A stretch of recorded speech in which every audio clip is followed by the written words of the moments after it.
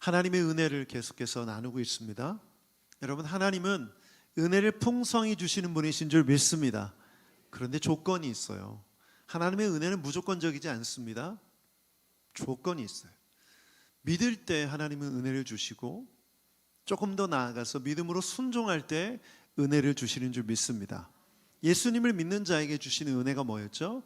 구원, 영생, 평화, 죄 용서, 말씀과 성령, 6가지 은혜를 주셨어요. 그래서 예수님을 믿는 자들에게 은혜를 주셨는데, 이 은혜를 받은 자들이 한 걸음 더 나아가서 믿음으로 순종할 때 주시는 은혜가 무엇인지 배웠어요. 예배할 때, 기도할 때, 찬양할 때, 경배할 때, 말씀을 들을 때, 또 지난주에 교회가 될 때 하나님께서 주시는 은혜가 무엇인지를 배웠습니다. 오늘은 기뻐할 때 주시는 은혜입니다. 벌써 이 제목에 의문이 생기지 않습니까? 기쁨이라는 것은 감정인데 어떻게 순종해야 될 영역인가? 어떻게 이게 가능한가? 이런 질문이 생겨요. 왜 그렇죠? 기쁨이라는 것은 당연히 원인이 있기 때문에 그렇습니다. 감정이라는 건 무슨 원인이 있기 때문에 그 감정이 따라오는 거죠. 기뻐할 일이 있으면 기뻐하는 거예요. 그런데 슬퍼할 일이 있으면 슬퍼하게 되는 것이죠. 원인이 없는 감정을 느낀다는 것은 위험의 신호죠. 우리 몸도 제 기능을 다하지 못할 때 우리가 그것을 병들었다고 표현하는 것처럼, 감정도 분명한 원인에 따른 결과로 따라오지 못하면 무언가 문제가 생긴 거예요. 그걸 우울증이나 조울증이나 이런 이런 말로 우리가 감정적 오류, 감정적 이상을 표현하곤 합니다. 그래서 우리가 기뻐한다는 것을 이해할 때 분명히 원인이 있을 때 그 기쁨의 감정이 드러나는 거예요. 어떤 분은 감성이 풍부한 사람은 그 원인이 아주 작은 거여도 그 감정을 느끼는 분들이 있죠. 여러분 중에 드라마 보다가 눈물 흘리시는 분 많이 계세요? 그런 분들은 감성이 풍부한 분들이죠. 저 같은 경우는 감성이 조금 모자란가 봐요. 왜 울어? 이 질문부터 생겨요. 왜 울지? 이해가 안 될 때는 그래요. 공감이 가거나 이해가 될 때는 감정이 저도 함께 따라가는데, 이해가 되지 않을 때는 감정이 따라오지 않는 경우가 있어요. 어떤 분들은 아주 작은 자극에도 그것이 원인이 돼서 기뻐하거나 또 울거나 슬퍼하거나 분노하거나 감정이 따라온 분들이 계시죠. 사람마다 각기 다를 거예요. 그런데 성경은 그 감정적인 영역에 해당되는 기쁨을 명령하고 있어요. 여러분, 명령에는 우리가 어떻게 반응해야 되죠? 순종으로 반응해야 되잖아요. 명령은 따라야죠. 우리 주님의 명령이니까. 그런데 우리 주님이 기뻐하라라고 명령하고 있어요. 여러분, 기뻐하라는 명령에 순종하고 있습니까? 이게 아주 중요한 질문이에요. 내가 하나님께서 기뻐하라는 명령에 순종하고 있는가를 한번 돌아봐야 하는 거죠. 바울 사도도 이렇게 말했죠. 빌립보서 4장 4절에 보면 우리가 잘 아는 말씀이, 한번 읽어보죠. 시작. 주님 안에서 항상 기뻐하십시오. 다시 말합니다. 기뻐하십시오. 2번이나 강조하고 있어요. 우리가 잘 아는 말씀이죠. 데살로니가전서 5장 16절 같이 읽어보죠. 시작. 항상 기뻐하십시오. 우리가 지금 새 번역 성경이니까 기뻐하십시오라고 번역되어 있지만 개역개정 성경에는 어떻게 되어 있었죠? 기뻐하라. 내가 다시 말하노니 기뻐하라. 항상 기뻐하라. 명령형으로 쓰여져 있어요. 당연히 진리이신 하나님의 말씀을 통해서 우리가 이 명령을 받았으니 우리는 순종해야 돼요. 그런데 기뻐하란다고 덮어놓고 기뻐할 수 있는가? 이거 쉽지 않은 일이죠. 기쁨을 연기할 수 있는 것도 아니고, 때로는 이 기쁨이나 감정이 따라오지 않을 때가 많잖아요. 힘들고 어려운 일이 있거나 감정적으로 소모가 큰 일을 경험했거나 이러면 기뻐하기가 쉽지 않아요. 그런데 여러분, 주일 예배 왔는데 찬양 인도자가 또 설교자가 인도자가 기뻐하자고 얘기하면 어떤 마음 드세요? 바로 그냥 그 즉시 기쁨이 솟아넘쳐요? 그렇지 못할 때가 많죠. 제가 찬양 인도할 때 그런 경험을 많이 했는데, 이 기쁨의 찬양을 준비해서 찬양하자라고 말하면 대부분 회중들의 표정은 무표정합니다. 아무 표정이 없어요. 특히 주일날 같은 경우에 그 전날 밤늦게 뭐 영화를 봤다든지 뭘 했다든지 여가 시간을 즐기다든지 피곤한 사람도 많고, 예배 시간에 나오긴 했는데 집중력이 굉장히 떨어진 눈빛들 맞이할 때가 많습니다. 우리 새누리교회는 이런 분들이 없기를 축복합니다. 없습니까? 네, 잘 안 보시는군요. 저는 제가 예전에 인도할 때는 찬양하자, 기뻐하자, 주님을 기뻐하십시다 이렇게 말할 때 회중들의 표정이 조금 뭐랄까 황당한 표정? 별로 기뻐하고 싶지 않은데 막 억지로 뭔가를 짜내야 되는 그런 느낌? 그리고 막 찬양팀에게 템포도 더 빨리 또 크게 막 목소리를 높여서 막 억지로 회중들의 찬양을 기쁨으로 이끌어내려는 그런 약간 좀 인위적인 도구를 쓰는, 그런 방법을 쓰는 그런 저 자신을 많이 경험했던 기억이 나요. 그래서 회중들이 일어나서 막 손뼉 치고 찬양하고 기쁨으로 나오면 와, 그래 오늘 사역 잘했구나 이런 느낌을 갖던, 생각을 갖던 적이 있었습니다. 그런데 돌아보면 우리가 기쁨이라는 걸 생각할 때 주님께서 무작정 명령하신 것이 아닐 텐데, 분명히 기뻐하라고 명령하신 데는 방법이 있을 텐데 우리가 그걸 한번 생각해 볼 필요가 있다고 생각합니다. 주님이 덮어놓고 무조건 하라고 말씀하신 것이 아니기 때문에, 불가능한 걸 말씀하신 것이 아니기 때문에, 그래서 우리가 기뻐하라는 말씀에 순종하기 위해 첫 번째 우리가 해야 될 일은 기쁨의 원리를 깨닫는 것입니다. 시편 16편 11절 말씀에 보면 이렇게 기록되어 있어요. 시편 16편 1절 11절 함께 읽겠습니다. 시작.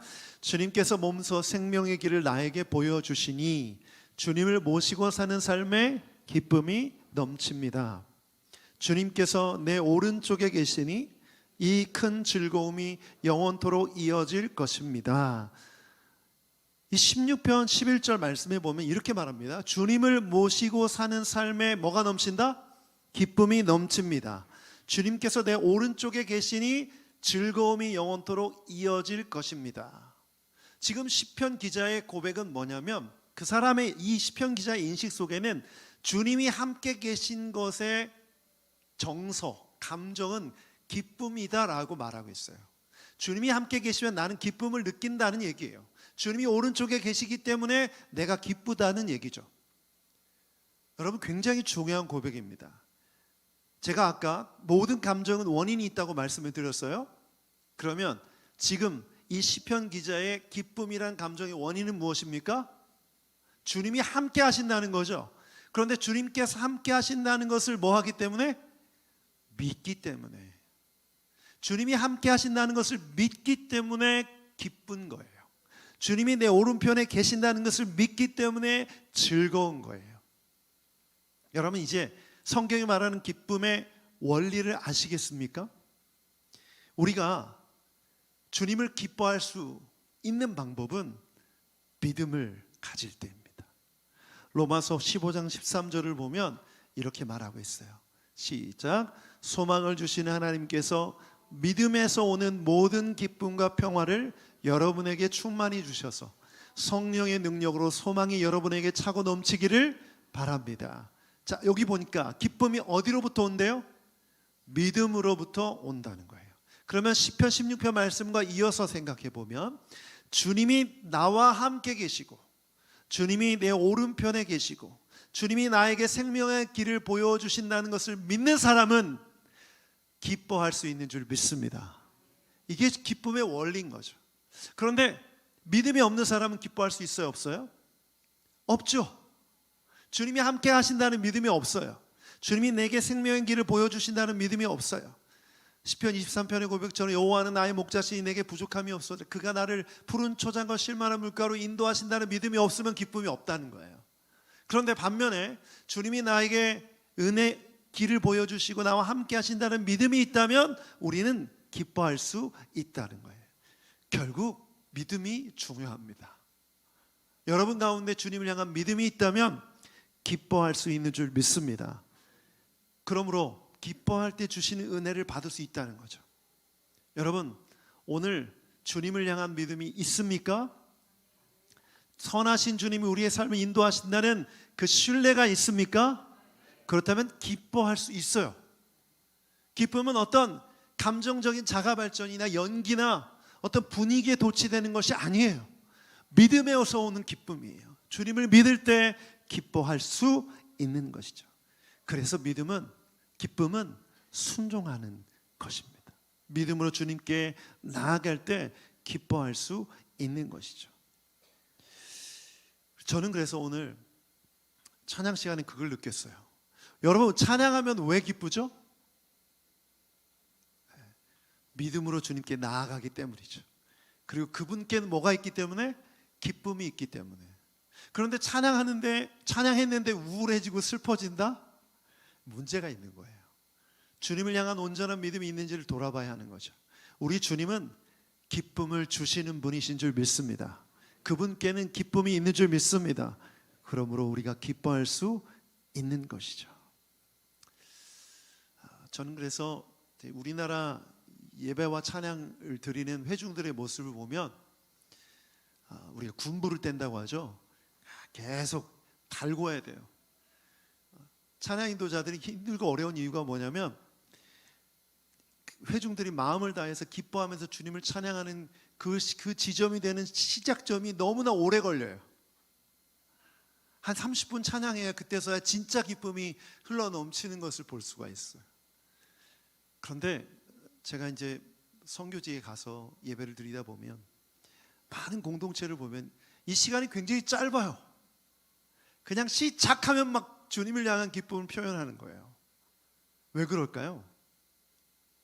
이미 준비되어 있는 거예요. 뭐가? 믿음이. 주님이 여기 계신다는 믿음, 나와 함께 하신다는 믿음이 준비되어 있는 거죠. 그러니 찬양 인도자가 찬양을 시작하기도 전에 이미 기뻐할 준비가 되어 있는 거예요. 저는 우리 새누리교회가 이런 공동체가 되기를 축복합니다. 네. 이런 비유를 들어서 어떠실지 모르겠지만 갑자기 그 노래가 생각나네요. 그 시가 생각나네요. 손대면 톡하고 터질 것만 같은 듯. 이제 터지기 직전 이제 준비되어 있는 거예요. 그럼 찬양 인도자가, 예배 인도자가 시작하기만 해도 기쁨이 흘러넘쳐서 주님을 향해 기쁨을 표현하고 찬양하고 경배하는 여러분이 되길 축복합니다. 그것이 기쁨의 원리라는 거예요. 기쁨의 원리는 믿음에 있다. 자, 그렇다면 두 번째, 기뻐하라는 명령에 순종한 사람들에게는 하나님은 어떤 은혜를 주시는가? 여러분, 하나님은 기뻐하는 자들에게 어떤 은혜를 주십니까? 첫 번째, 기쁨을 주십니다. 기뻐하는 자에게 기쁨을 주신대요. 은혜 위에 은혜를 더하신다는 표현이 있죠. 하나님의 은혜를 받는 자에게 하나님의 은혜를 더 주십니다. 이게 하나님의 은혜예요. 시편 4편 7절 말씀을 보면 이렇게 기록되어 있어요. 같이 한번 읽어보겠습니다. 시작. 주님께서 내 마음에 안겨주신 기쁨은 햇곡식과 새 포도주가 풍성할 때에 누리는 기쁨보다 더 큽니다. 주님이 기쁨을 주시는 분이시라고 말하고 있습니다. 아멘. 그런데 이 기쁨은 어떤 기쁨이냐? 햇곡식과 새 포도주가 풍성할 때 누리는 기쁨보다 더 큽니다. 믿음으로 기뻐하는 자에게 하나님은 더 큰 기쁨을 주신다. 그런데 주님 주시는 기쁨의 차원이 다르다라는 거예요. 여러분, 햇곡식과 새 포도주, 우리가 추석 연휴 기간인데 한 해 동안 농사를 열심히 지었어요. 곡식을 다 추수했어요. 그리고 창고에 쌓아놓습니다. 곡식 창고에. 농부의 마음이 어때요? 굉장히 기쁘죠? 이제 먹을 것이 있구나. 이제 배고프지 않게 살겠구나. 굶어 죽을 염려 없겠구나. 이런 생각에, 또 자녀들 잘 먹일 수 있겠구나. 이런 생각에 마음이 기쁠 거예요. 새 포도주도 마찬가지입니다. 이때 당시 물이 굉장히 귀하고 또 석회질이 많았기 때문에 포도 음료로 음료수처럼 마셨기 때문에 이것 또한 마찬가지예요. 생활하는 데 있어서 정말 필수적인 것이었죠. 그런데 포도 농사를 지어서 포도주 틀을 짜서 그걸 가지고 포도주를 만들었어요. 통에 가득 채웠어요. 아, 이제 1년 열심히 풍족하게 살 수 있겠구나. 그런 만족하면서 오는 기쁨, 그 기쁨과 비교하고 있는 거예요. 괜찮습니다. 끊으셔서 멈추세요. 괜찮습니다. 네, 그럴 수 있죠. 네. 알람인가요? 혹시? 네, 감사합니다. 새 포도주와 곡식, 핵곡식, 이것은 세상 사람들이 누리는 기쁨의 요인들이에요. 원인들이에요. 그런데 시편 기자는 뭘 얘기하고 있냐면 세상 사람들이 느끼는 기쁨의 원인보다 더 큽니다라고 말하는 거예요. 비교하고 있죠. 자, 여기서 아주 중요한 메시지가 있어요. 주님이 주시는 기쁨이 어떤 기쁨이냐, 그것과는 비교가 안 되는 더 큰 기쁨이라는 거예요. 아주 중요한 이유가 여기에 있어요. 여러분, 새 곡식, 핵곡식 쌓아놓으면 어떻습니까? 계속 먹게 되죠. 밥을 해 먹으면 어떻게 되죠? 줄어들게 되죠. 여러분, 월급 통장에 월급이 딱 꽂히는 순간 어떻게 돼요? 바로 빠져나가죠. 뭐 통신비, 또 대출이자, 월세, 제 얘기하고 있는 거예요.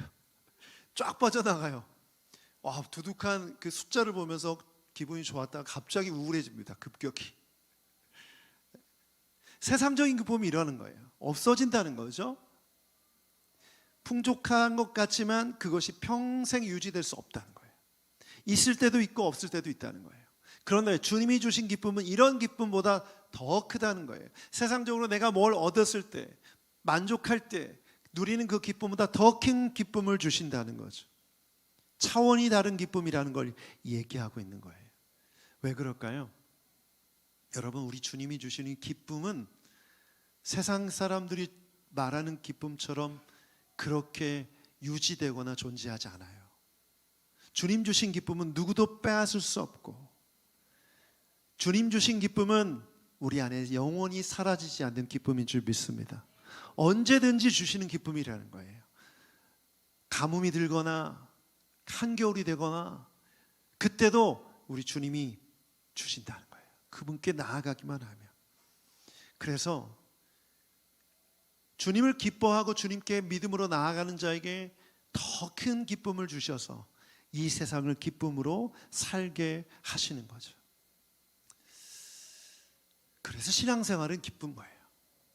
신앙생활은 기쁜 거예요.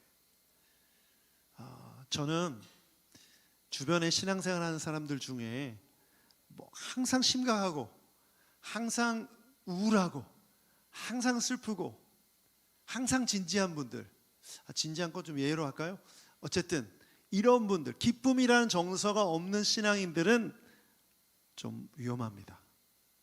왜냐하면 주님이 기쁨의 근원 되시고 우리 그 주님을 믿고 따라가다 보면 그 기쁨의 은혜를 누릴 수밖에 없어요. 마치 비가 내리면 몸에 그 비가 적셔지듯이 주님 주신 그 기쁨이 내 영을 적시기 때문에 기쁨의 삶을 살 수밖에 없어요. 그의 언어와 표정이 바뀔 수밖에 없는 거예요. 예수님을 잘 믿고 따르는 자들의 정서는 기쁨이에요.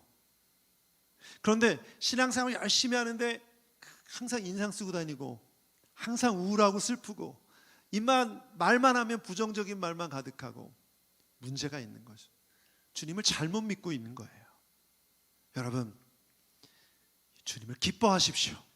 그러면 주님이 더 큰 기쁨을 주실 줄 믿습니다. 그래서 저는 이 기쁨의 세 가지 차원을 좀 나눴으면 좋겠는데, 여러분, 기쁨이라는 말을 표현했을 때 우리가 세상적으로 느끼는 1차원적인 기쁨이 있어요.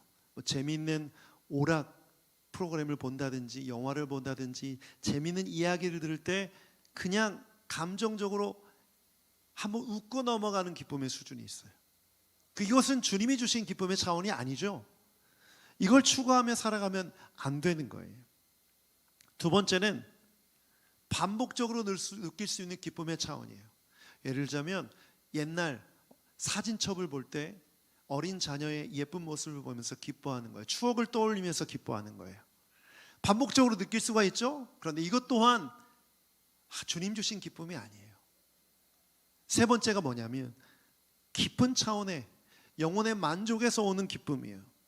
이 기쁨은 환경적인 지배를 받지 않아요. 내가 어떤 일이 있어도 금방 기쁨으로 회복될 수가 있어요. 억울하고 슬프고 답답하고 힘든 감정이 들더라도 이 영적인 차원의 이 깊은 수준의 이 세 번째 차원의 기쁨을 누릴 때 그 감정에서 벗어날 수가 있어요. 저는 우리 새누리교회 모든 성도들이 이 기쁨의 차원을 경험하시길 축복합니다. 그래서 시편 기자가 한 얘기가 바로 이거예요. 기쁨을 주신다. 그런데 이 기쁨은 세상적인 기쁨과 차원이 다르다는 고백을 한 거죠. 저는 그래서 여러분 모두에게 이 깊은 영적인 만족을 얻는 이 기쁨을 우리 새누리교회 모든 성도가 누리기를 축복합니다. 두 번째, 하나님이 어떤 은혜를 주시냐면 힘을 주십니다. 힘을.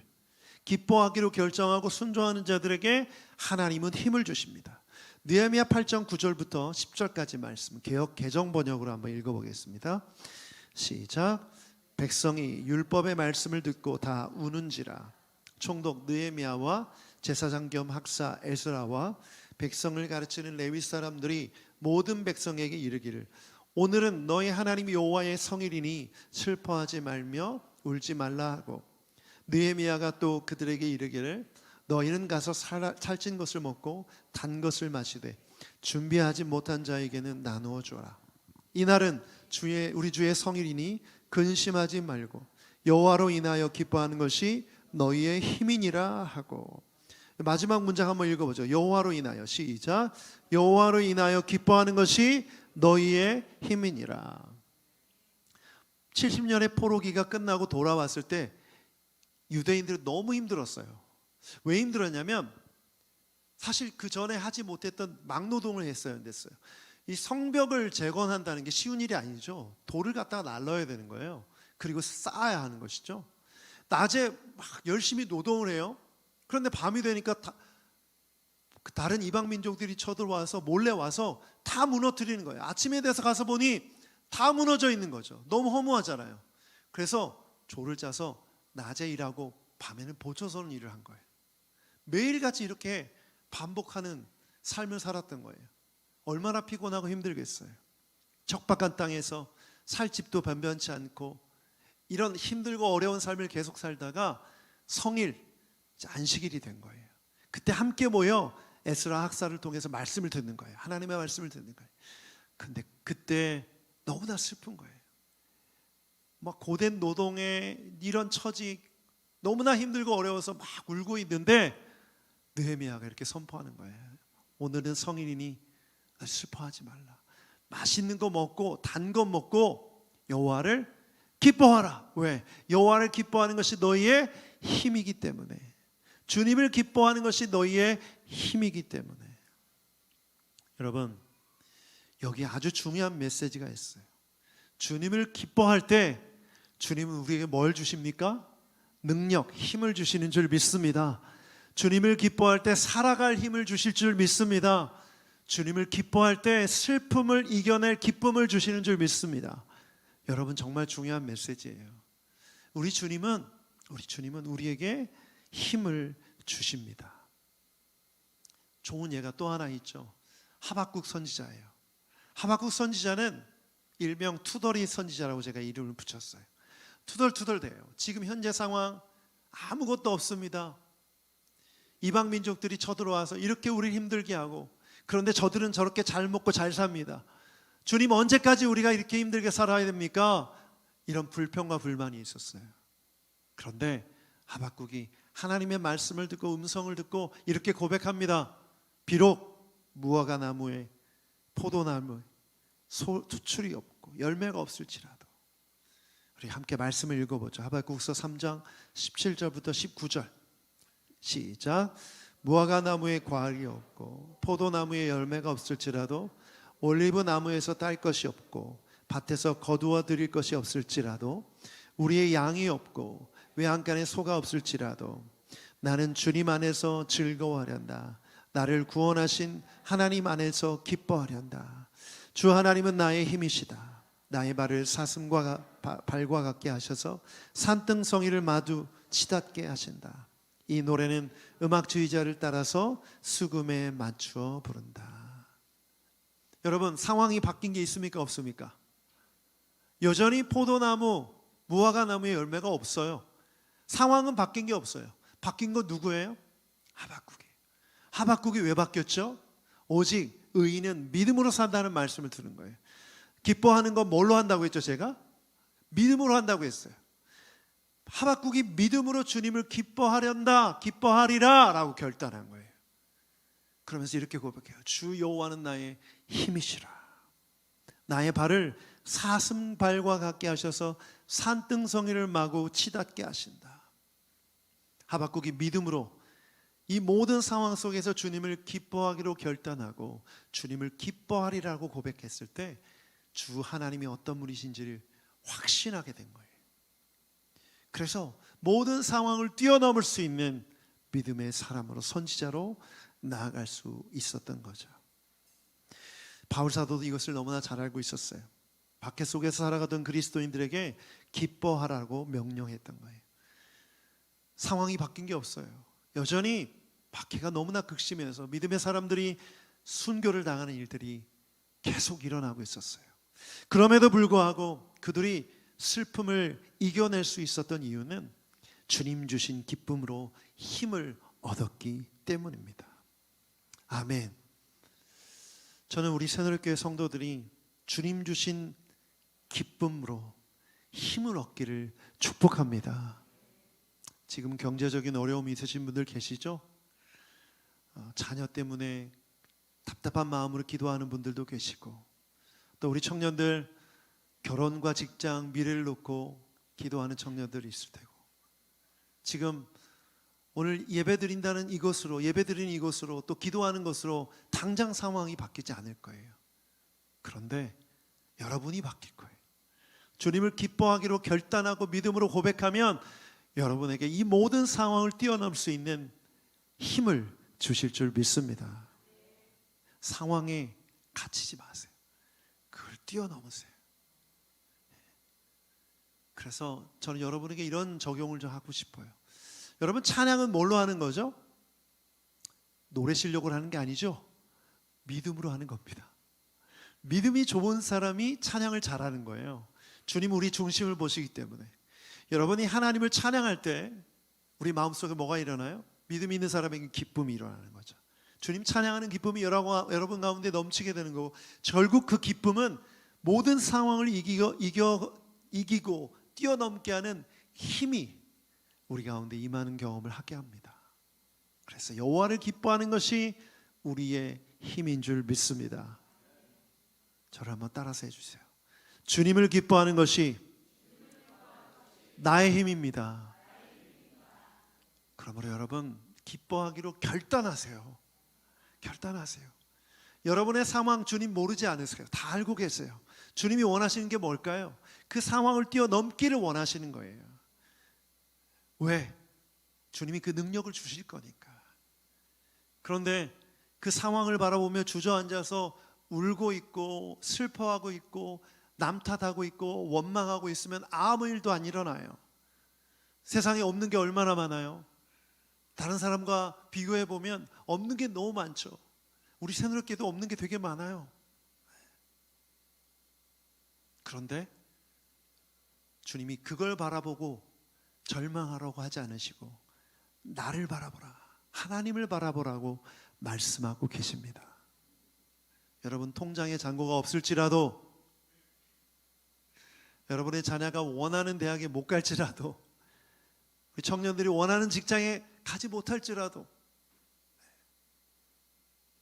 관계와 여러 가지 어려움이 있을지라도 주님을 기뻐하기로 결단하며 나아가면 세상이 줄 수 없는, 비교할 수 없는 기쁨이 여러분 가운데 임하게 될 줄 믿습니다.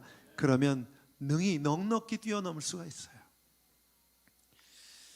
그래서 오늘 결론으로 시편 30편 11절 12절 말씀 읽고 우리 기도하고 나아가겠습니다. 11절 12절 시편 30편 함께 읽겠습니다. 시작.